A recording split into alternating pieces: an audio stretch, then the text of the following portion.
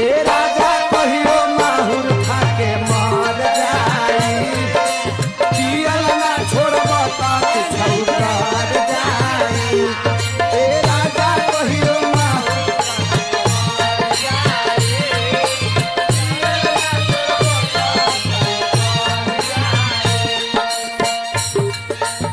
औरतिया कहते ए अम्मा जी करुए बबुआ वो ए ना चुप रहा ए पिया दे तेरा मुँह में पिया दे अच्छा औरतिया कहते ए अम्मा जी